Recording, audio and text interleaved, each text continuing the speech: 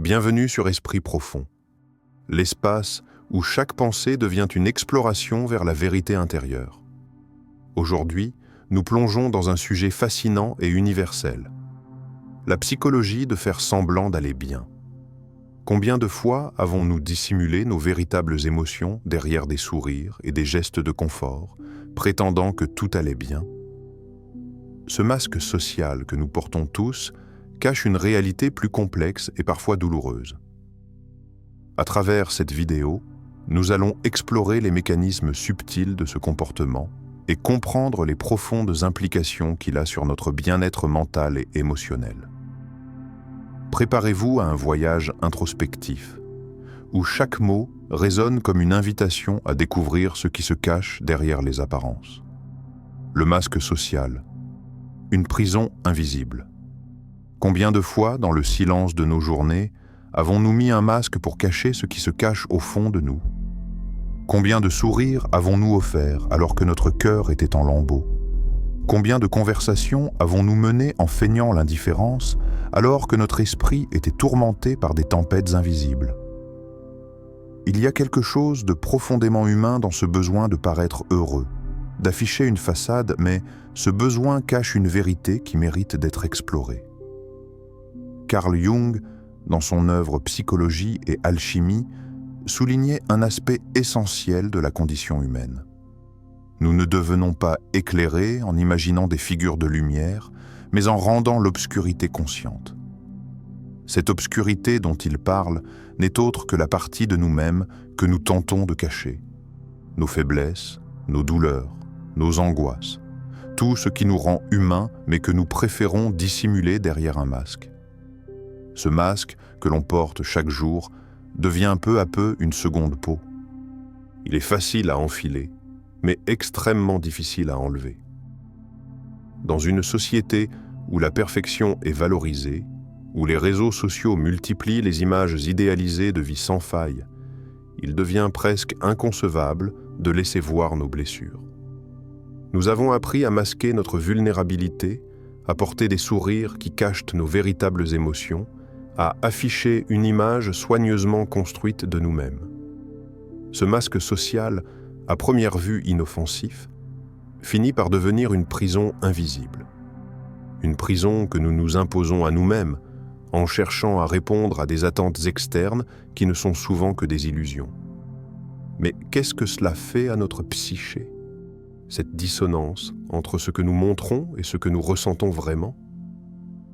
Imaginez un instant la tension qui se crée en nous lorsque nous sommes contraints de jouer un rôle. Chaque sourire que nous affichons devient un poids de plus sur nos épaules, chaque geste de gentillesse cachant une part de nous que nous ne voulons pas montrer. Cette dissonance crée un vide intérieur, un espace où la vérité, la réalité de ce que nous vivons ne peut respirer. C'est là que réside la souffrance invisible de nombreuses personnes. Elles se perdent dans ce vide, dans cet écart entre l'image qu'elles projettent et leur réalité intérieure. Dans la mythologie et le théâtre antique, les masques étaient utilisés pour représenter des rôles. Mais aujourd'hui, qui sommes-nous vraiment lorsque les rideaux tombent et que le masque est retiré? Peut-on encore se reconnaître sous toutes ces couches de fausses apparences? Qui suis-je vraiment lorsque je cesse de prétendre, lorsque je laisse tomber l'image que le monde attend de moi? À travers les âges, cette question a hanté les plus grands penseurs. Les sages, les mystiques, les philosophes ont tous cherché à comprendre la nature humaine, cette tendance qu'ont les individus à se dissimuler derrière des facettes artificielles. Socrate disait « Connais-toi toi-même ». Mais comment peut-on se connaître lorsque nous nous cachons même de nous-mêmes? Le masque devient alors un piège. Un piège qui enferme l'individu dans une version fictive de lui-même, une version qu'il essaie d'incarner et de défendre, quitte à perdre sa véritable essence. L'histoire de l'âme humaine est remplie de récits de personnes qui ont cherché à répondre aux attentes sociales, qui ont façonné leur identité en fonction de ce que le monde voulait voir d'elles. Le roi Midas, par exemple, a tout sacrifié pour obtenir le pouvoir et la richesse, mais à quel prix? Il finit par se retrouver seul et misérable, regrettant amèrement d'avoir troqué sa véritable nature contre une illusion dorée. Ce conte symbolique nous enseigne une vérité importante. Le désir de plaire, de paraître, finit toujours par coûter plus cher que ce que nous avons à gagner. Le masque que nous portons n'est pas toujours visible. Parfois, il prend la forme de petites choses, des gestes que nous posons par obligation, des mots que nous prononçons pour éviter l'inconfort, des opinions que nous adoptons pour éviter de nous démarquer. Pourtant, même dans ces petites choses, la tension est palpable. La vérité qui sommeille en nous cherche à s'exprimer, mais elle est étouffée par les conventions sociales, par la peur de ne pas être acceptée, de ne pas correspondre aux attentes. L'un des plus grands pièges du masque social est qu'il crée une illusion de sécurité. Tout va bien, nous nous disons. Je vais bien, tout est sous contrôle. Mais en réalité, cette façade devient un piège. En continuant de faire semblant, nous nous éloignons chaque jour un peu plus de notre authenticité. Nous perdons de vue ce que nous ressentons réellement, et cela commence à se manifester dans notre corps, dans nos émotions, dans nos comportements. Le stress, l'anxiété, la dépression, ces mots invisibles sont souvent les signes de cette rupture intérieure entre ce que nous ressentons et ce que nous montrons. Alors, à qui faisons-nous vraiment semblant de sourire? Et à quel prix? Quel ait été le coût réel de cette illusion que nous créons chaque jour en nous forçant à nous adapter à un monde qui ne voit que ce qu'il veut voir, sans jamais chercher à comprendre ce qui se cache derrière? Peut-être que, derrière le sourire que nous affichons, il y a une vérité qui attend d'être entendue, une vérité que nous avons longtemps ignorée. Peut-être que ce que nous recherchons réellement n'est pas l'approbation des autres, mais la paix intérieure, l'acceptation de soi, la liberté de pouvoir être qui nous sommes réellement, sans masque, sans artifice.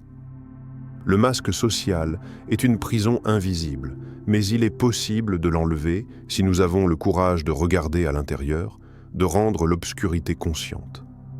Car, comme Jung le disait, c'est là que réside la lumière. Le poids des attentes.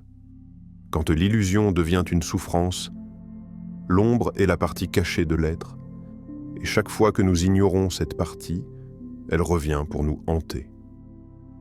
Il y a une vérité cachée derrière chaque sourire forcé, derrière chaque « tout va bien » que nous prononçons avec une aisance trompeuse.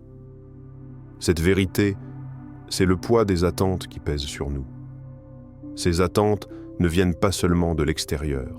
Elles sont imposées par la société, par les normes, par la culture de la performance et de la perfection. Sois fort, sois heureux, réussis à tout prix. Mais derrière chaque ordre, chaque pression, se cache un tourment, une question fondamentale. Sommes-nous réellement vivants ou ne sommes-nous qu'un reflet déformé de ce que les autres attendent de nous? Imaginez un instant un jeune homme parfaitement ajusté à ce que la société attend de lui. Il vit dans une maison luxueuse, porte des vêtements coûteux et son diplôme brille comme une médaille de succès. Son profil social est impeccable, son avenir prometteur.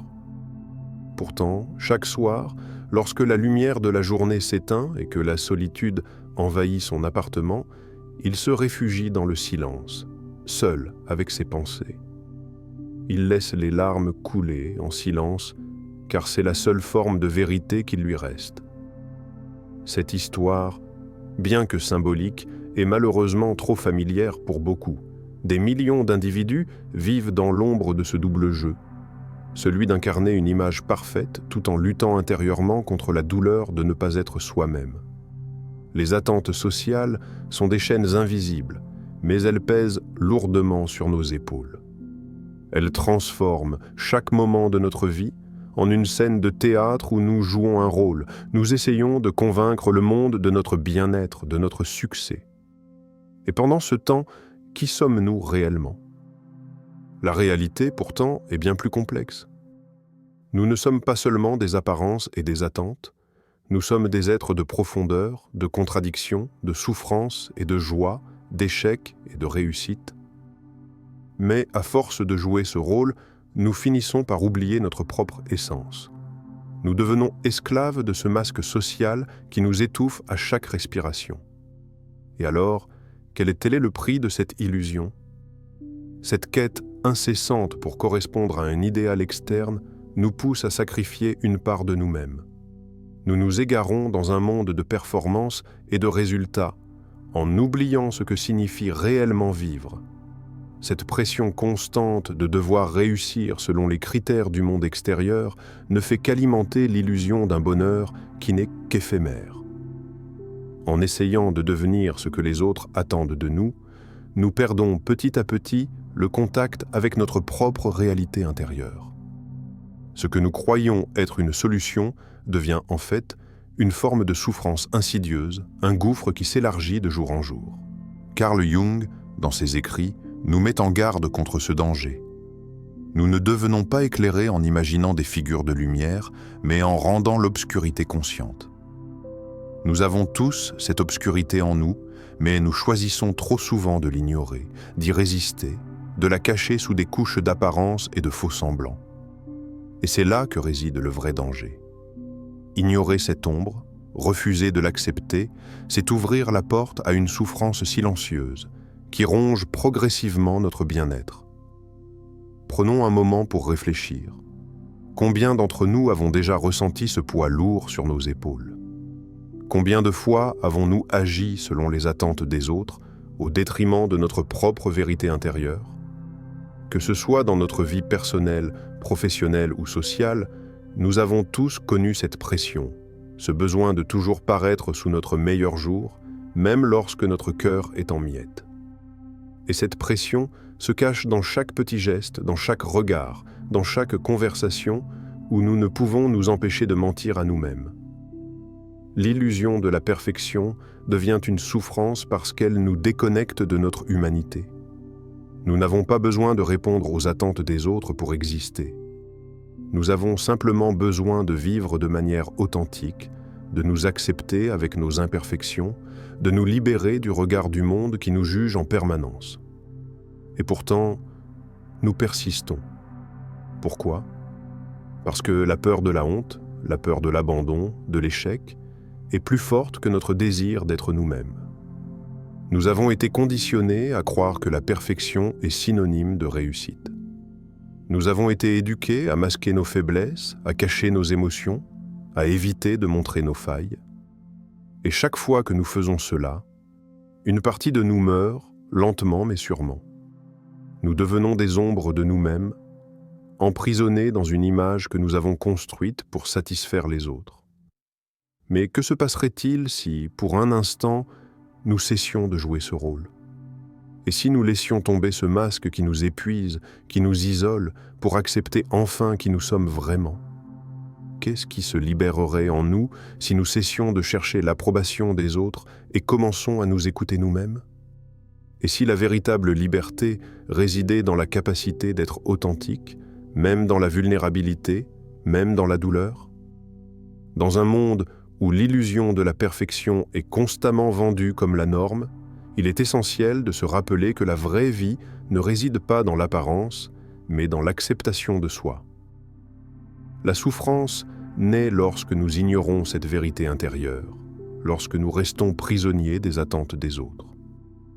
La vraie question n'est pas de savoir comment être parfait, mais comment être pleinement soi-même, sans crainte du jugement extérieur. Alors, peut-être qu'il est temps de poser cette question. Que feriez-vous si vous cessiez de jouer un rôle et que vous acceptiez enfin de montrer au monde votre vraie nature? La rupture intérieure? Le chemin vers la vérité? Il faut encore du courage pour affronter ses faiblesses et dévoiler son âme nue. Dans la profondeur du silence de l'âme, il existe une vérité qui, bien souvent, nous échappe. Elle ne crie pas, elle murmure. Elle se cache dans les recoins les plus intimes de notre être, attendant patiemment le moment où nous serons prêts à la rencontrer. Cette vérité, fragile et vulnérable, est étouffée par nos peurs, par le jugement des autres et par la honte que nous ressentons en face de notre propre imperfection. Mais cette vérité, aussi douloureuse soit-elle, est notre seule clé pour accéder à une liberté authentique. Le piège dans lequel nous tombons tous est celui de la dualité. Nous vivons une vie qui est en façade, en nous montrant un visage que les autres attendent de voir, tout en portant en nous une autre réalité, une réalité qui nous échappe souvent même à nous-mêmes. Nous nous perdons dans cette dissonance entre ce que nous projetons et ce que nous ressentons. Et c'est ici, dans cette fracture, que notre esprit commence à se fragmenter. À force de porter des masques, à force de jouer un rôle, nous nous éloignons de notre essence la plus pure. Nous devenons des étrangers pour nous-mêmes. Mais alors, que se passe-t-il lorsque nous décidons de faire face à cette fracture, lorsque nous choisissons d'accepter cette division intérieure et de la guérir? Que se passe-t-il lorsque nous choisissons de ne plus prétendre et que pour une fois, nous osons être vulnérables, nous osons être humains dans toute notre splendeur imparfaite? Ce n'est pas un signe de faiblesse, loin de là. C'est un acte de courage immense. Il faut un courage profond pour affronter la vérité, pour accepter de s'exposer tel que l'on est, avec ses failles, ses douleurs et ses blessures. La vulnérabilité, loin d'être un fardeau, devient une forme de puissance, car c'est dans cette acceptation de soi, dans cette reconnaissance de notre humanité, que nous pouvons enfin commencer à guérir et à nous libérer. Dans le symbolisme ancien, le phénix est l'archétype même de la transformation. Cet oiseau mythique meurt dans les flammes, se réduisant en cendres pour renaître dans toute sa splendeur. Ce processus de transformation, bien que douloureux, est nécessaire. La douleur de la métamorphose n'est pas là pour nous détruire, mais pour nous renouveler. Dans chaque épreuve, dans chaque moment de souffrance, se cache la possibilité d'une renaissance, d'une vie nouvelle. Le phénix, dans son vol majestueux, incarne la possibilité d'une régénération à partir des cendres de l'ancien. Lorsque nous acceptons cette rupture intérieure, lorsque nous décidons de regarder en face nos ombres et nos faiblesses, nous nous préparons à une transformation radicale. Le chemin vers la vérité est pavé de courage. Et ce courage ne réside pas dans l'absence de peur, mais dans notre capacité à avancer malgré elle. Ce chemin n'est pas facile. Il n'est pas immédiat. Il est fait de petites victoires sur nous-mêmes, de décisions difficiles prises dans des moments de solitude. Mais chaque petit acte de vérité nous rapproche de cette liberté intérieure. Une liberté qui ne dépend pas du regard des autres, mais qui naît du plus profond de nous-mêmes. Ce processus de guérison n'est pas linéaire. Parfois, nous prendrons des détours. Parfois, nous tomberons. Mais à chaque fois que nous revenons à la vérité de notre être, nous faisons un pas vers la guérison. La route est semée d'embûches, mais c'est une route de lumière, une route où chaque difficulté surmontée est une victoire sur notre propre ignorance et nos propres illusions. Mais la vraie question, celle qui nous dérange le plus peut-être, est celle-ci. Et si vous osiez vraiment laisser tomber le masque? Que se passerait-il si vous arrêtiez de jouer ce rôle, ce personnage que vous avez créé pour plaire au monde? Que se passerait-il si vous acceptiez de montrer au monde votre vraie nature, avec toutes vos imperfections, vos peurs et vos faiblesses? Comment vous sentiriez-vous si vous cessiez de vivre pour les autres et commenciez à vivre pour vous-même? Peut-être que cette idée vous effraie. La peur du rejet, la peur de l'abandon, la peur de la solitude, toutes ces craintes surgissent quand nous imaginons nous dévoiler au monde tel que nous sommes vraiment. Et pourtant, c'est dans cette peur même que réside la clé de notre transformation. La seule chose qui nous retient, c'est notre propre jugement, cette voix intérieure qui nous dit que nous ne sommes pas assez bons, assez forts, assez parfaits. Mais en réalité, c'est dans cette acceptation de notre imperfection que réside notre véritable pouvoir. C'est en nous abandonnant à cette vulnérabilité que nous trouvons notre force. Il est facile de continuer à vivre dans l'illusion, de jouer un rôle, de sourire malgré la douleur, de prétendre que tout va bien. Mais à quel prix? À quel prix allons-nous continuer à nier notre propre vérité? Le chemin vers la guérison, vers l'authenticité, commence lorsque nous décidons de franchir ce pas. Lorsque nous décidons d'affronter nos peurs, de regarder dans le miroir et d'accepter ce que nous y voyons, sans détour. Le chemin vers la vérité n'est pas pour les faibles. Il exige du courage, du temps et une volonté de se libérer des chaînes invisibles que nous nous sommes imposées. Mais c'est un chemin qui mène à une liberté intérieure, à une paix profonde, à une vie authentique. Une vie où l'on ne craint plus d'être soi-même, où l'on cesse de fuir notre ombre pour l'accepter dans sa totalité. Alors, êtes-vous prêt à affronter votre propre ombre? Êtes-vous prêt à accepter votre vulnérabilité pour découvrir la vérité qui se cache derrière le masque? L'éveil. Vivre authentiquement. La liberté réside dans l'acceptation totale de ce que nous sommes. L'éveil. Ce mot résonne comme une promesse, une possibilité. Mais trop souvent, nous le cherchons à l'extérieur de nous-mêmes, dans des réponses toutes faites, dans des opinions de personnes ou dans des philosophies qui semblent détenir la vérité. Nous cherchons la lumière dans un monde extérieur, convaincus que ce qui nous manque se trouve dans les attentes des autres, dans des rôles à jouer ou dans des réussites à accumuler. Et pourtant, l'éveil véritable ne se manifeste pas ainsi. Il naît à l'intérieur de nous. Il éclot lorsque nous plongeons profondément en nous-mêmes et que nous acceptons chaque morceau de ce que nous sommes, aussi imparfait soit-il. Chaque émotion, chaque pensée, chaque peur, chaque désir devient une pièce du puzzle complexe et magnifique qu'est notre existence. Il y a une immense liberté dans cette acceptation de soi. Une liberté qui ne dépend pas des regards extérieurs ni des jugements des autres, mais d'une vérité profonde que nous choisissons de reconnaître en nous-mêmes. Accepter ce que nous sommes réellement n'est pas un acte de soumission ou de faiblesse, mais un acte de pouvoir, car c'est dans cette acceptation que nous retrouvons notre force intérieure. Nous cessons de fuir notre vulnérabilité, de cacher nos faiblesses sous des couches de perfection imposées. Nous arrêtons de lutter contre ce qui est. Nous cessons de jouer le jeu du masque et du rôle. Nous commençons à vivre authentiquement. Le processus n'est pas immédiat. Ce n'est pas simplement lâcher prise et attendre que tout se mette en place. C'est un processus actif, un choix quotidien de s'engager avec la vérité de notre être, de cesser de chercher à devenir ce que nous ne sommes pas pour accepter pleinement ce que nous sommes déjà. Ce voyage d'éveil, ce chemin vers l'authenticité, est difficile et solitaire. Mais il est aussi celui qui nous libère.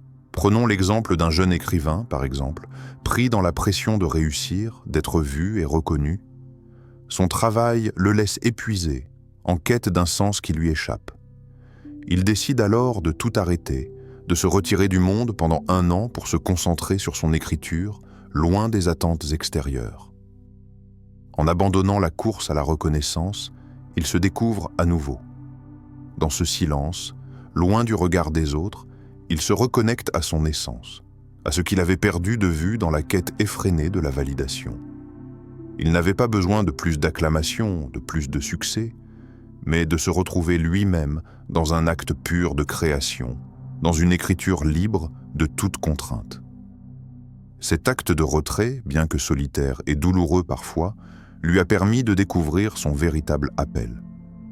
Il n'a pas trouvé cette vérité dans les opinions des autres ou dans les conseils extérieurs, mais dans la solitude de son propre cœur. Dans l'isolement volontaire, il a trouvé la liberté de créer sans chercher à plaire, d'être authentique sans se conformer. Il a réécrit son histoire, non pas selon des critères extérieurs, mais selon ce qu'il ressentait profondément. Ce processus d'authenticité ne consiste pas à devenir une personne parfaite ou idéale, mais à être fidèle à soi-même sans concession. L'authenticité, ce n'est pas être sans défaut. C'est accepter que nous sommes tous des êtres imparfaits, que nos faiblesses et nos erreurs font partie de notre humanité. C'est un voyage, un chemin de retour à soi où chaque pas est une victoire. Il ne s'agit pas de se cacher derrière un masque de perfection, mais d'accepter notre vulnérabilité, d'embrasser nos peurs, d'écouter nos désirs les plus profonds. L'authenticité ne naît pas dans l'absence de souffrance, mais dans la reconnaissance de cette souffrance comme faisant partie intégrante de notre parcours. Lorsque nous commençons à vivre authentiquement, nous nous libérons des chaînes invisibles de la conformité et de la validation. Nous cessons de chercher à être ce que les autres attendent de nous. Nous n'avons plus besoin de l'approbation externe pour valider notre existence.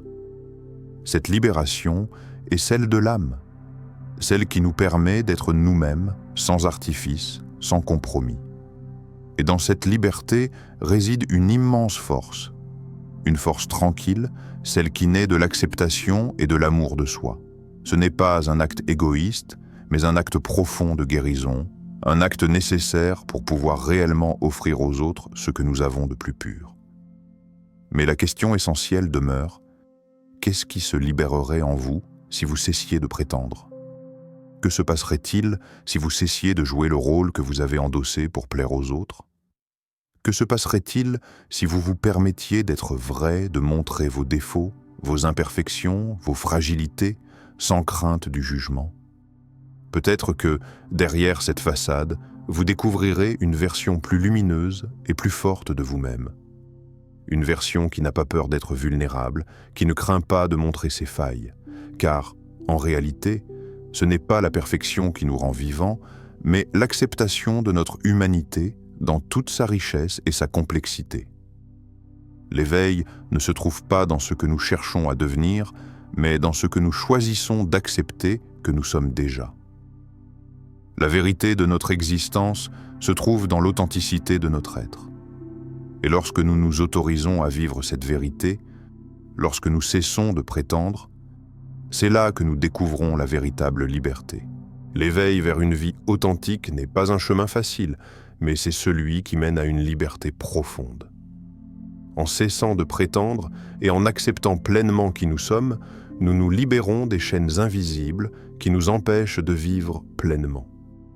Nous arrêtons de courir après des attentes extérieures et commençons à vivre en accord avec notre véritable essence, avec nos forces et nos fragilités.